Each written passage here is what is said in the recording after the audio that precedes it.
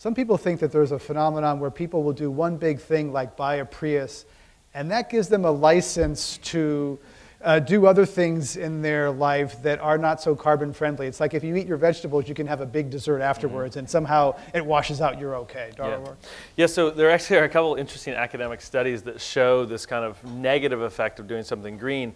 Unfortunately, if you dig into them, they're almost all done by economists on economics majors at universities where they study other economists. And economists are notoriously greedy and self-interested and really bad subjects.